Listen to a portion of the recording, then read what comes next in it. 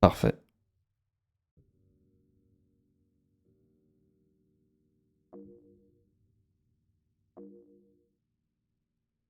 Okay, I should be live.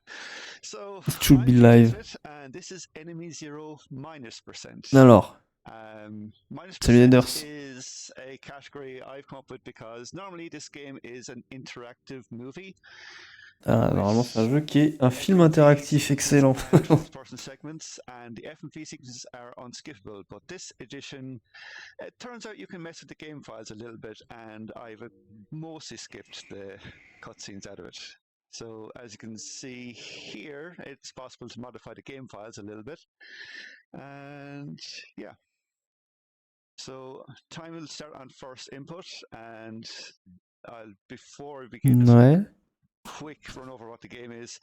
So we're playing Laura Lewis. We're on board a space station. We got woken up from cryogenic sleep because monsters are attacking the ship, and our captain Ronnie has told us to go find our crewmates and see what's happening. This is a pretty difficult run, and out of the 4 discs, we're already skipping the first disc. So let's see how we get on. Okay, so time starts. Et c'est y part. So there's a lot of cutscene skips here where Laura just spends ages picking up items from her quarters. We're going to skip through most of those, and before we go much further, you might be wondering, why is this such a tiny window? Attention. I just want to show off, this is what the game normally looks like. There's a little compass in the bottom right corner. We're going to just fix that now, and I said we're going to fix this. There we go. Just to make it easier for you guys watching. Je croyais que ça allait être comme ça pendant toute la run. So first off, we need to unlock doors in the basement. And there's a lot of other characters telling us stuff on these terminals to tell us to do stuff. We skip pretty much all of them in the run. So at the moment, our Captain Ronnie is telling us, hey, can you go check on Parker in the basement? So we need to unlock the door to the basement. So step 1, go to this terminal, and we have to unlock all of the doors. And we're just mashing the cancel button here as fast as possible, because it's faster just to hit cancel, and it puts us straight onto the cancel screen instead of having to scroll manually. And there's a lot of cutscenes like this where you can see Laura slowly walking across a room. I've gotten rid of as much as I can, but there's some I can't quite get rid of because the game crashes, frankly. So we've unlocked the doors in the basement, and now we need to get a key card. And you might be wondering, this, for a first-person game, we're not actually seeing shooting sections yet. That'll come in a little bit. We have to get a gun first, and that's going to be a little while off. But first of all, we need to go into our locker room here and get stuck on the door, because Laura loves getting stuck on the doors when I'm trying to show off stuff. And we use our space keycard on our space locker, and we get our space keycard again. The game is kind of very flag heavy. You have to have done everything in the right order before the next sequence of events starts. So we're now have everything we need to get into the basement, and stuck on the door again. So that's our character Laura. Les cinématiques n'ont pas l'air si moches que ça pourtant. And the game is made up into 2 sections. So there is the explore mode, which is the first person sections, and then the search modes, which is these F&B sequences. So that tous ces corridors qui se ressemblent, tu trouves que ça se ressemble? Non, moi je vois exactement où on est là. It's about 5 minutes of going up and down elevators, and that's good. So first of all, we need Ça me fait penser un peu à Xenosaga, mais en première personne. A lot later because you don't get told the solution to this puzzle, but luckily enough, it never changes. It's always the first and the last two power buttons. The game also loves eating inputs, so it's going to be fun sometimes. So now we're going to go to Parker's room, and this is what the first encounters for the enemies. And if you know anything about this game, you'll be aware of one thing. The enemies are invisible. Ah, les ennemis sont invisibles, très bien. This game is considered a really, really hard one, because you can't see them. You have to rely on the radar noises. So you hear them roaring in the background, but luckily enough, the first disc is fairly consistent with the spawns, and the basement is always safe. If you just hug the left-hand wall the entire way down, you're safe. So now we're going to enter Parker's room, and hopefully he's... Oh, pardon. Parker might have still some red paint around the place. So Je viens de me redresser, j'ai l'impression d'avoir pris 2000 mètres d'altitude dans les dents. We're just going to check his locker here. And inside this is a terminal code for calling our friend Kimberly. We don't actually have to call her, and in fact there's no real reason to come down here, but the game checks to see have we got Kimberly's number in our inventory. If we haven't, the next section of the game is some triggers. So you see what I mean about the game being kind of flag heavy, where you have to do everything in the right order. So this is safe enough to come back here as well. If you look at the map, there's a more direct route. If you take it, you'll die. It actually came very close there. If you take the same route back, this is consistent. You can try and just run out through the faster route on the way back out. You can get it maybe 2 out of 10 times, maybe, but it's very hard, and it's not worth it. And for Martin, I'm going to try it. So we've gone to the basement. We've seen Parker's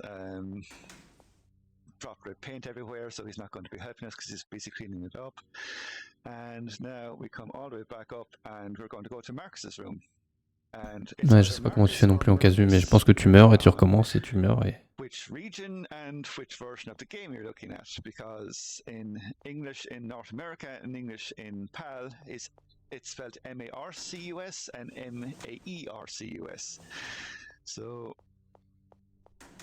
we're going to have fun with Marcus's room in a section. I'm sure he is healthy and well, and he's going to give us a hand. And for some reason, Marcus's door's off his hinges. It's fine. I'm sure he's okay. And whoops, Marcus didn't make it. Oops. We're just going to grab his biometric keycard off of him. And we're going to go into his secure locker storage. And we just use his biometric keycard there. And we grab our gun. So this is the first difference between the difficulty levels. The gun is pre-charged here on easy. On normal and hard, you have to go charge it, which is the main reason I'm running in easy mode for this, because there's a few route changes which makes this a bit shorter. And now I get to kill our first invisible enemy. So the beeps, as you've been hearing them, correspond to how close the enemy is to you, and you have to kind of get a feel for it. So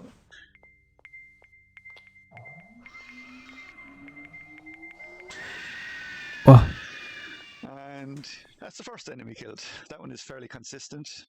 And there's cutscene plays here where we go into the elevator, we get attacked, we drop our gun, we run out, and we're being chased, and we get told by Kimberly to just climb into the vents here, but we skip a lot of that because the further back you look at this is a bit faster than just walking straight up to the wall and looking up. And that's the only time you use the look up command in this. Laura, right now you're in between the 4th and 5th level. I'm on the 5th level. You can get here through the emergency hatch. Watch out. The hatch is located on the other side of the tower. So Kimberly's at the other side of the tower, as she said, and Kimberly actually does have a gun and stuff, but she's just going to sit there waiting for us to come to her. So this is George's room, and we need to grab his gun because we lost our gun in the previous cutscene. We completely skipped. So on a plus de pistolet. We're using his computer to print out a new key card. And because we're on easy mode, we have 3 shots. And that's exactly the amount of shots we need to get through this area. If I miss one, or if I was playing on a higher difficulty setting, we'd have to go over to the 2 room and recharge, but lucky enough, we should just be able to get out straight. So I need to take 3 shots. If I get really lucky, I don't need to take 1, but I'm going to have to take, I can hear it. So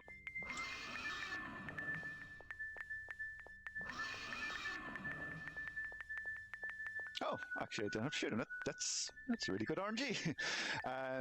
So yeah, luckily enough, it had gone down to the far end. So there's one more enemy here on this disc, and this one is the safest one in the entire game to shoot because he never moves.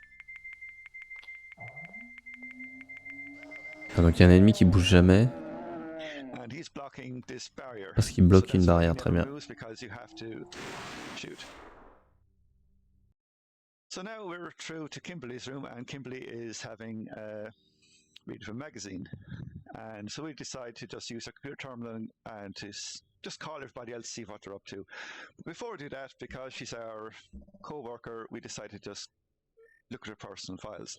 We have to do this, which is really annoying. You have to open her personal file and look at her photograph. And that's a photograph of all the crew, of her and her boyfriend Parker, who we haven't actually told her Parker didn't make it yet. And now we need to go call everybody else. So we're in Kimberly's room, so we're not going to call in Kimberly. We're not going to call in Laura's room because we're Laura, there's no one there. So we're going to start off with calling David, who is Laura's boyfriend. And David tells us basically, stuff we're missing here, to, hey, come over to our tower.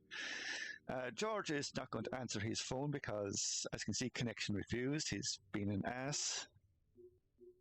We're going to call in Mercus, as you see there, and as there's a network error, which might be something to do with the fact that the door is ripped off the hinges and covered in blood. Captain Ronnie, who's been telling us to go everywhere all along, unfortunately seems to have fallen down in his room, so we'll just chalk down up to an accident. And let's go call Parker, and this is the first time Kimberly sees that Parker is not okay. And now we're going to call David one last time, and he tells us to come over to his tower. We have to do all of those in that order, otherwise we can't trigger the next disc. So, right, so now for the first disc swap. So this is a 4-disc game. And we've just completed disc 2 of 4.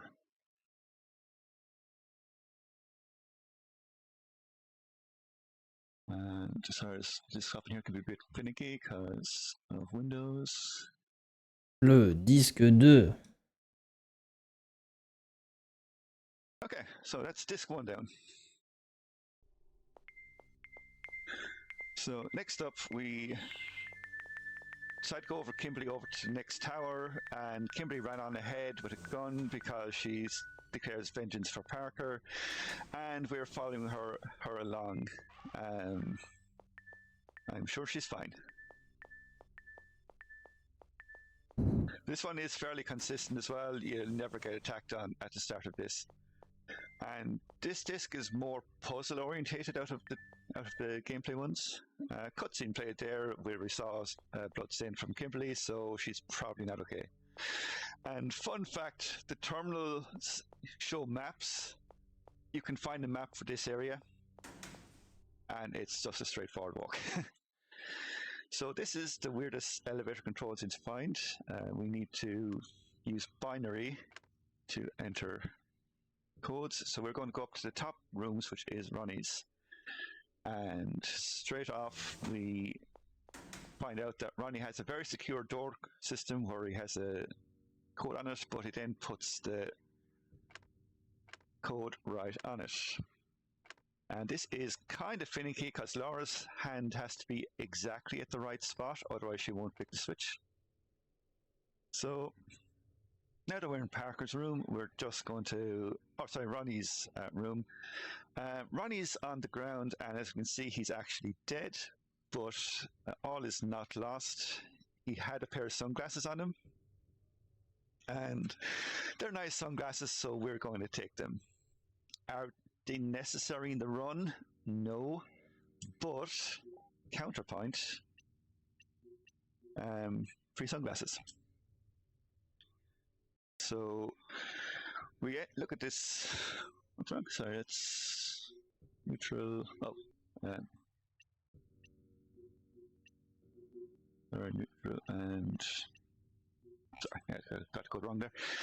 So we look at the captain's computer and we find out that the company was involved in transporting enemies for military use, which might come across to some as the plot of Alien, and unfortunately is not the last time we're going to see the plot of the movie Aliens ripped off. So now we're going to go to the normal crew quarters and we're going to check on David and George's rooms. And they're on floor 5, which is up, down, up. Sorry. There we go. L'interface elle est incroyable. George's room first to see what he's up to. I'm sure he's fine. And turns out he is fine. He's just not answering his bloody phone when we call him. So he's sitting there, arms crossed, looking at his computer, and we have to talk to him quickly. And he tells us, hey, go across the way and talk to David. I'm busy making a key card. That's fine. We need to go over and talk to David. And there's a big, long cutscene here of romance and love for reunited. And it's completely skipped in this edition. So we need to come in here and we need to look at a photograph of ourselves and then we can continue.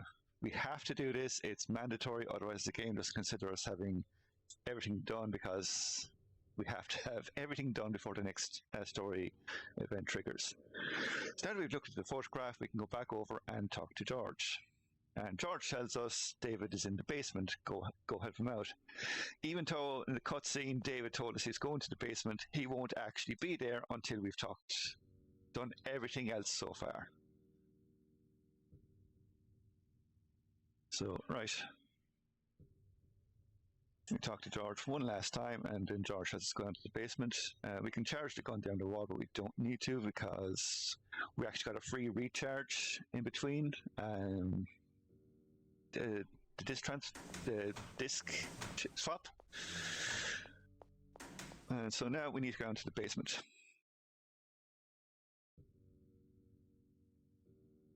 And basement is all down. A lot of this disc can be kind of unfair because you don't know where you're going and the game doesn't really tell you stuff. Évidemment, le jeu te dit pas où est-ce qu'il faut aller, sinon c'est trop simple.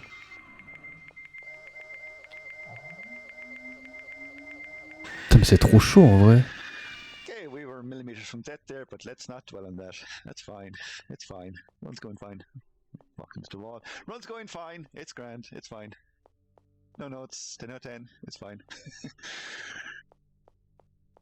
So this door wouldn't be broken open unless we did everything else done, and we know David's in here, so hopefully David is living a long, healthy life here, playing with the generators, and there looks to be some red paint in the ground. It seems to be a common theme in this. And unfortunately, David did not make it. And David is actually a robot, which we find out here for the first time. C'est un robot depuis le début. So we grab his hard drive and we decide we need some answers. So we're going to go back up to Jordan's room to use his computer.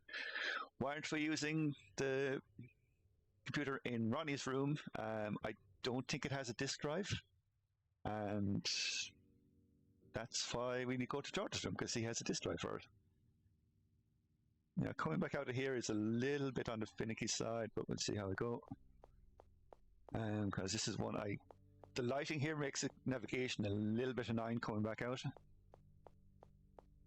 So we come here, we go straight through here. C'est ça, ouais, pour les ennemis, on a juste le bip. And we're back at the elevator, that's fine. Okay, so we're back up to room 5. Plus ça bip, plus ils sont proches. And that is up, down. up. And we're going into George's room. So we're going to use George's computer with the disk, and we're going to find out that George is the one who. J'amène ma fiche tout seul.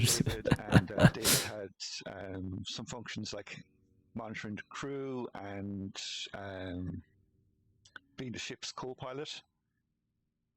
And George is going to come in here and freak out a little bit at us using his computer. We're also going to get attacked by an enemy who's going to put something in our neck, and then George is going to run out here and drop a key. This is really annoying, and if you miss the cutscene, George drops a key right here. You can only pick up the key walking out of the room, and if you miss George dropping the key on the cutscene, if you look away from your screen for a second to grab a drink of water or something, the game will never tell you that. Hey, c'est jouf. It is one of the meanest tricks the game has to pull. So now we have the key. Hi everyone, I guess there is a lot of people that speak in English, but I'm sorry, but the stream will be in French since we are doing the French stream of the Big Bad Game Marathon, which is speedrun marathons of big bad games, I guess. If you want to see the like the real channel, like the original one, you can go here, and you will have the marathon in English. Because I'm really sorry, but here it will be in French. I hope that the tondeuse is going well tonight. I hope that the horror game was nice, and I guess that Yoichi won. And yeah, I can't wait to play against you guys again.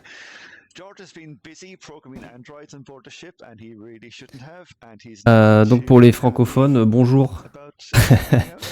On est actuellement sur le restream du Big Bad Game-a-thon, qui est un marathon de speedrun, de jeux originaux, de jeux marrants, de jeux mal aimés, voilà, ils peuvent avoir plein de qualificatifs ces jeux-là. Ça correspond à peu près, pour ceux qui suivent les Games Done Quick, pardon, excusez-moi, au bloc silly, au bloc au full des Games Done Quick. Et donc ça dure tout le week-end non-stop. Ça s'arrête pour ceux qui sont en heure française à 4h du mat, lundi matin. Donc évidemment vous n'êtes pas obligé de rester jusqu'à lundi matin non-stop, hein, mais voilà, vous pouvez passer tout le week-end sans souci quand vous voulez. La porte est ouverte, il n'y a pas de pause. Voilà. Là pour la suite de votre soirée, il y a Kitori qui participe à la tondeuse, il y a Nitzel également qui participe à la tondeuse, qui vont commenter les 2 prochains jeux après Enemy Zero, le jeu qu'on voit juste là. Et voilà. C'est déjà pas mal. Si vous avez des questions, bah allez-y. Si vous n'en avez pas, bah c'est triste. Mais ouais, effectivement, Kiniku Neko Super Muscle 4, on m'a dit plusieurs fois qu'il fallait regarder. Voilà. Maintenant, vous avez ça entre vos mains. C'est à vous de voir.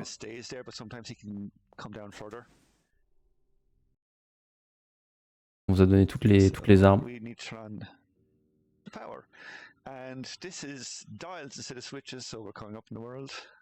Et donc là on est donc sur Enemy Zero, qui est un jeu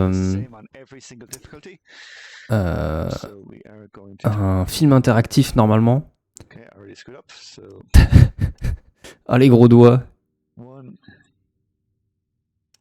Qui est donc un film interactif un peu horreur finalement, un peu on rattrape un petit peu le thème de la tondeuse, un peu horreur, où on a des ennemis invisibles qu'on n'entend que par le son.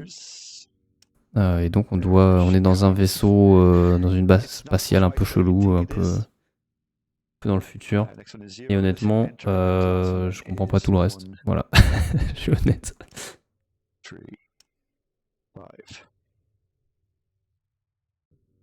So now there's a big cutscene of all the generators turning on. We're skipping all of that and we're coming back out.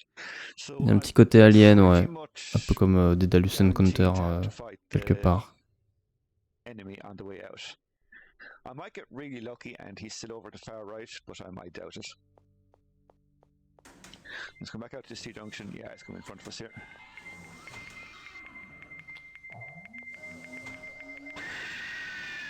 That's fine. That one is consistent. You can get lucky if you're grinding this out for a record. You could get really lucky and just not have to fight in either direction, which is great. Because as you can see, having to charge your gun for firing is a little bit. Et du coup, il y a des couloirs. Ça fait partie du jeu. Il y a des couloirs.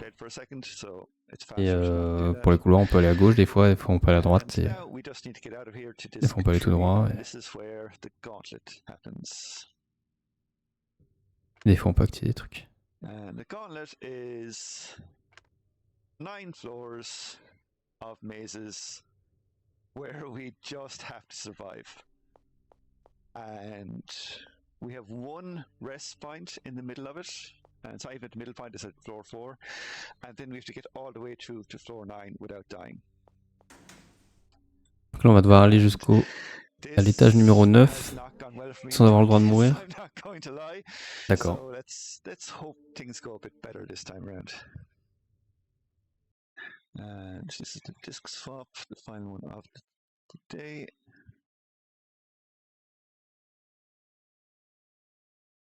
Et il mène à d'autres couloirs, c'est vrai. Les couloirs mènent régulièrement à d'autres couloirs. So we're doing good. Oh, it didn't need 3 discs. This is a 4 disc game. We're just skipping the first one because it's a tutorial. So we're going to be introduced to a new enemy type. Là, le petit bruit, c'est les aliens. Little invisible aliens.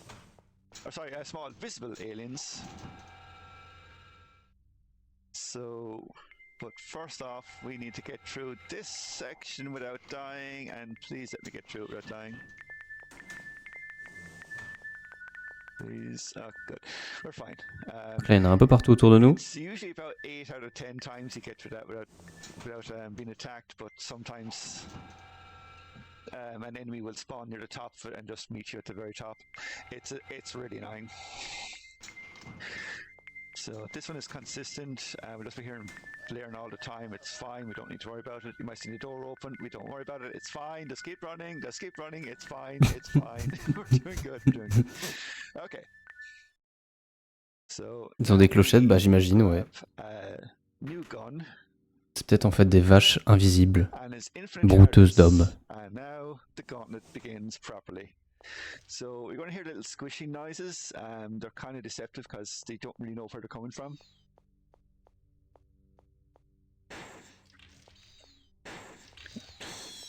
And so small guys.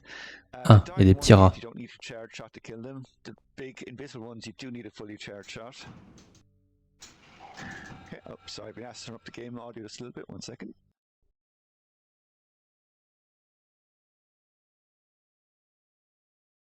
There we go. Hopefully that's good.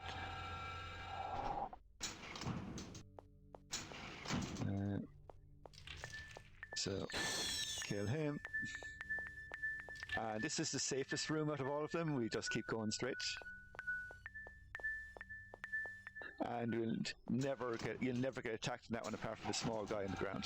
That's one of the safest rooms. And now comes the jank. So usually there's a guy hiding there, which is very sneaky. There's usually 2 for 1 there. I might have to kill one more when I turn the corner here, but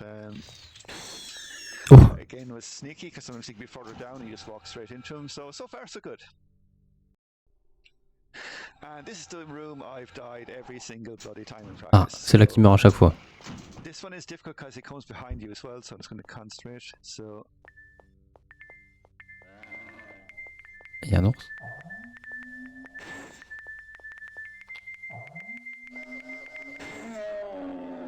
okay. Oh, bien joué. I need to run because if I get there fast enough, I can head off the next guy coming. Okay. Finally, I have died in this room so many times in practice. We're safe here. There's nothing else ever sponsored here in the end of the tunnel. So you'd think we might be safe now, but we're not. We're now on to F8.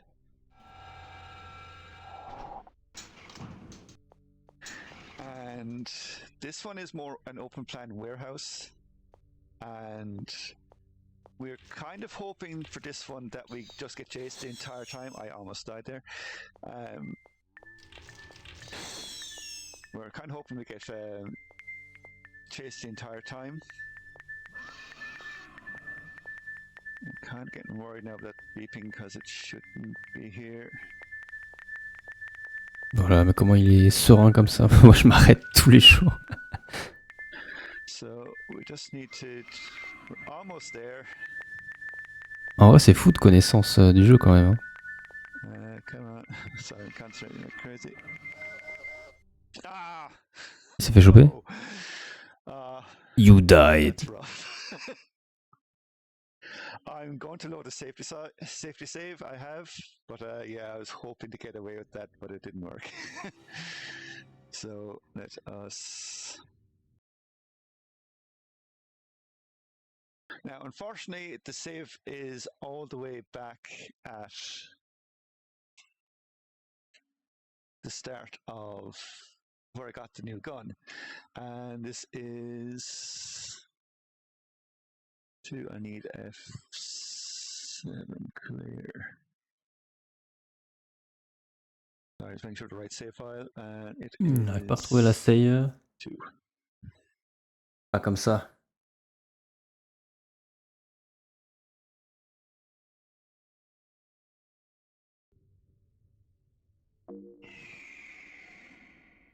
We're going to try and this save file, I've all of the large invisible aliens are dead between here and the start of the warehouse.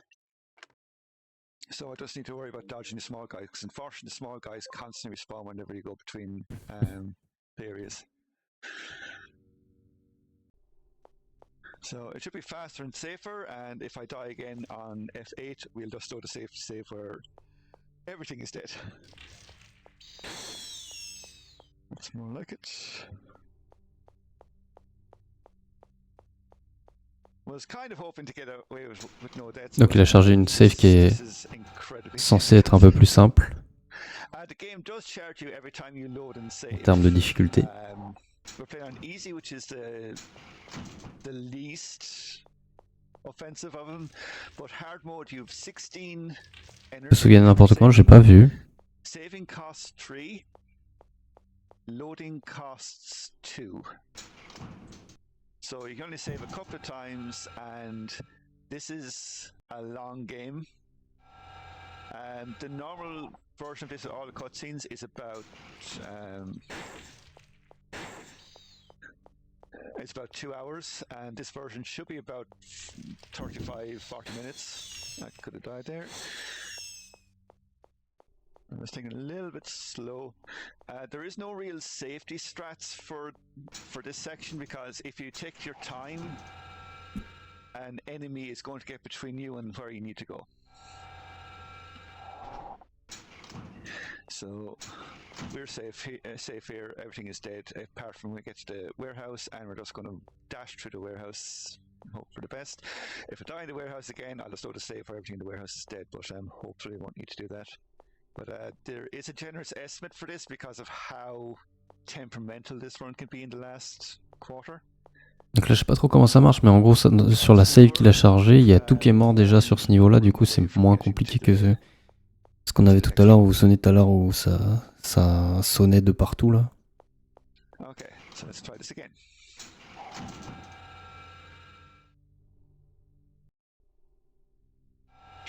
Apologies for the chat. I have to concentrate on this too much to be able to read it other than occasionally glance at it. But yeah, this is a hard game. So we're going straight across. Mace hadn't killed any of the small guys.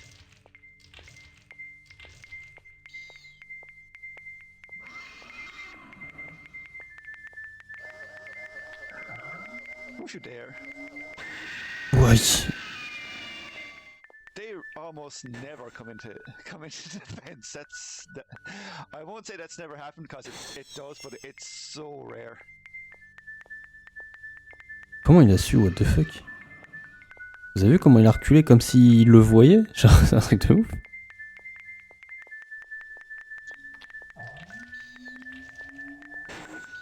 Yeah, we're safe. This one we just hug the right-hand wall. And we're good. Okay, so now we're going up against the boss fight, and Il a peut-être préparé la save en avance, ouais, mais c'est bizarre. Ouais. Enfin, c'est sûr qu'il a préparé la save en avance, mais je comprends pas trop comment ça marche.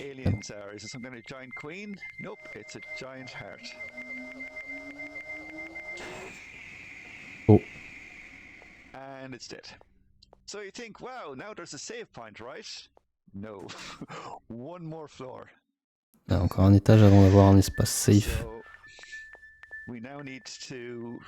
We had a cutscene there, by the way, after that where we met Kimberly, and Kimberly managed to get the alien out of her neck. Yes, Kimberly's still alive. Ça va être au son. Ouais, non, mais c'est quand même impressionnant, quoi. Here by herself because she wants to go to Parker's room to get some keepsakes before we get out of here. And we tried telling her that's kind of a dumb idea, but she went off without listening to us.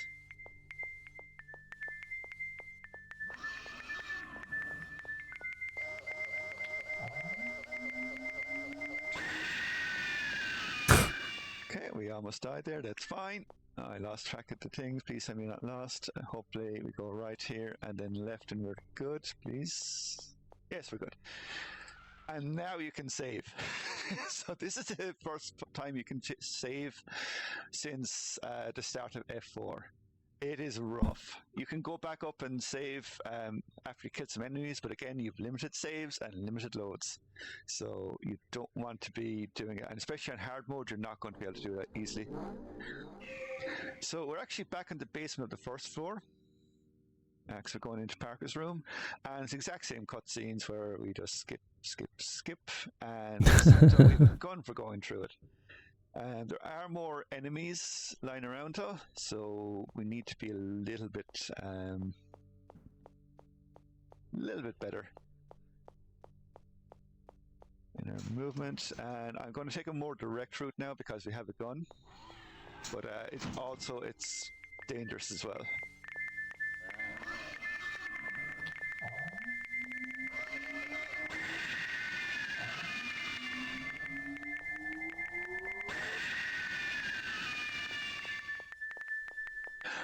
Okay, not gonna lie, that second one was a lucky shot. I wasn't expecting it, but this is the end of the gauntlet. Now we're back in Parker's Donc il a dit que le deuxième c'était un peu de la chance. Through a big long chat log between Kimberly and Parker that Kimberly is showing us.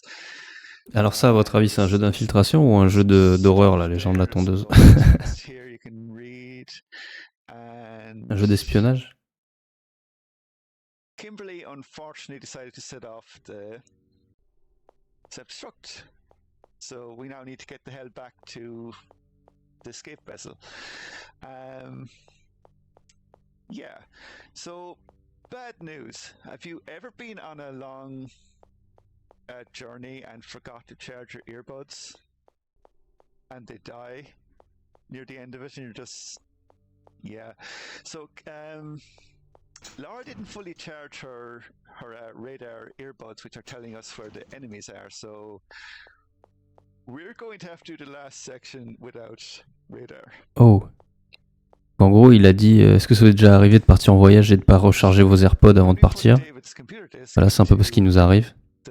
On n'a plus le LED audio.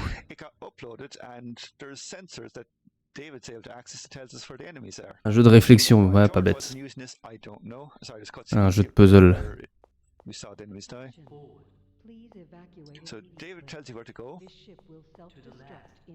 Allez, c'est la fameuse échappée. Dans tous les jeux, de toute façon, à la fin, il y a une échappée. Une escape pour les anglophones.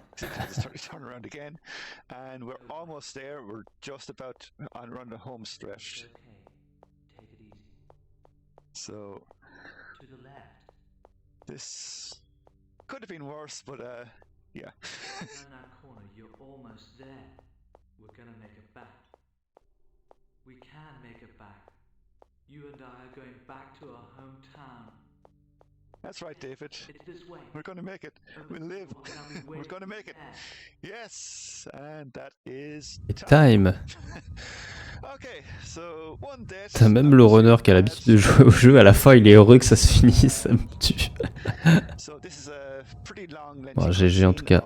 of Laura getting into a spaceship and then doing the generic. GG à vjsmyth. Et du coup on va pouvoir voir quand même une cinématique, le générique de fin. Thanks for Big Bad Gameathon for having me, and if you want to know more of this run, there's speedrun.com page for it, and hit me up for it. And yeah, thank you. So I'll head over to the host whenever they want to take over. On a sauvé la Terre.